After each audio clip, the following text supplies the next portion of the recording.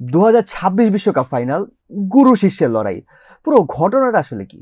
পুরো ঘটনা অ্যাকচুয়ালি কিছুই না। স্পেনের যে কোচ দে লা ফুয়েন্তে, তিনি ছিলেন আর্জেন্টিনার যে কোচ স্ক্যালোনি তার মেন্টর বা শিক্ষক আমি যদি বলি। 2017 সালে স্ক্যালোনি যখন সবকিছু ছেড়ে কোচিংয়ে আসেন, স্প্যানিশ ফেডারেশনের অধীনে তিনি লাস রোহাস যেই কোচিং প্রশিক্ষণ কেন্দ্রে তিনি যেখানে কোচিং শিখেছেন, সেখানে মেন্টর হিসেবে ছিলেন এই দে লা ফুয়েন্তে। সেখান থেকেই তাদের যোগাযোগ হয়েছিল, তাদের কথাবার্তা হয়েছিল এবং সেখান থেকে তাদের ভিতরে একটা সম্পর্ক গড়ে ওঠে, পরিচিতির, নর্মাল পরিচিতি। তাই বলা হচ্ছে যে গুরু শিষ্যের লড়াই। অ্যাকচুয়ালি তেমন আহামরি কিছুও না, বাট হ্যাঁ, একসময় টিচার হিসেবে দে লা ফুয়েন্তেকে পেয়েছিলেন স্ক্যালোনি। ওই পার্সপেক্টিভেই এখন বলা হচ্ছে যে গুরু শিষ্যের লড়াই। কিন্তু ব্যাপারটা তো এখন আর শুধু গুরু শিষ্যের লড়াইয়ের মধ্যেই সীমাবদ্ধ নেই। ব্যাপারটা আর্জেন্টিনা ভার্সেস স্পেন, দুই দলের দুই ডিফারেন্ট খেলার স্টাইল, দুই ডিফারেন্ট কালচার, সব কিছু মিলিয়ে এই ওয়ার্ল্ড কাপ ফাইনালটা হবে।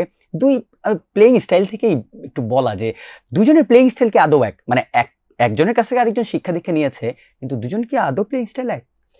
স্কালোনি এবং আমরা যদি ফুয়েন্তের কথা চিন্তা করি না, আমরা মাঠের মধ্যেই কিন্তু দেখা যায় যে স্কালোনির ফুটবলটা অনেকটা হচ্ছে ক্যাওটিক ফুটবল তিনি খেলানোর চেষ্টা করেন, অন্যদিকে ফুয়েন্তের ফুটবল ছিল অনেকটা সাজানো গোছানো। আমরা যদি হচ্ছে এই বিশ্বকাপেও দেখি, সেক্ষেত্রে কিন্তু আর্জেন্টিনা মনে হচ্ছিল প্রতিটা ম্যাচ সার্ভাইভ করার চেষ্টা করছে, অন্যদিকে স্পেন প্রতিটা ম্যাচ ডেমোলিশড, ডমিনেট করার চেষ্টা করছে। ইনফ্যাক্ট স্ট্যাটসের দিকেও যদি আমরা তাকাই, পার 90 মিনিটসে আর্জেন্টিনা যেখানে 106 কিলোমিটার কভার করেছে, সেখানে দলগতভাবে কিন্তু স্পেন 114.2 কিলোমিটার কভার করেছে।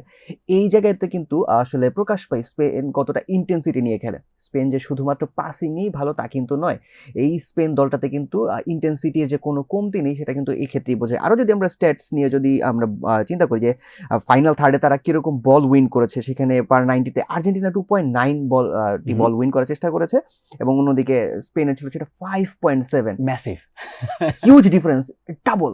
সো এটা না একটা জিনিস ইন্ডিকেট করছে যে স্পেন না প্রেসিংয়ে অনেক শক্তপোক্ত দল। সো স্কালোনি এবং ফুয়েন্তে দুই দলের কিন্তু এই দিক থেকে পুরোপুরি একটা ডিফারেন্স বোঝা যাচ্ছে। একজন প্রতিপক্ষকে ঘায়েল করতে প্রস্তুত, মানে তার অ্যাটাকিং অ্যাপ্রোচ থেকে, আরেকজন হচ্ছে প্রতিপক্ষের কোনো একটা লুপ হোল থেকে, মানে কোনো একটা ফাঁকফোকর থেকে বের করে সে কিছু বের করবে। আর্জেন্টিনার এই মানে স্ক্যালোনির আর্জেন্টিনার এই লুপ হোলটা বা উইক পয়েন্টটাই কিন্তু ওই যে হাই প্রেস করতে না পারে। এটা বিশেষ করে মেসির জন্য কিন্তু তারা হাই প্রেসটা করতে পারেন না। মেসিকে একদম ফ্রি রোলে দেওয়ার কারণে ওই মাঝখানের স্পেসটা তারা ওই রকমভাবে প্রেস করে বলটা আদায় করতে পারেন না। এন্ড এটা খুবই নর্মাল। আর্জেন্টিনা এই স্টাইলে খেলেও না, ইউজুয়ালি খেলে কি না, আর্জেন্টিনা খুব বেশি একটা প্রেসিং ফুটবল স্টাইলে খেলে জিনিসটা এমন না, কিন্তু দল ভেদে দেখা গিয়েছে কোনো কোনো সময় সিচুয়েশন ওয়াইজ আর্জেন্টিনা কিন্তু প্রেসিং স্ট্রাকচারে খানিকটা মুভ করেছে। কিন্তু এটা আর্জেন্টিনার স্বভাবত যদি বলি, স্কালোনির প্রধান অস্ত্র নয় প্রেসিং ফুটবল খেলবে, কারণ প্রেসিং ফুটবল খেলতে যে ধরনের আসলে খেলোয়াড় বা যে ধরনের সব কিছু দরকার হয়,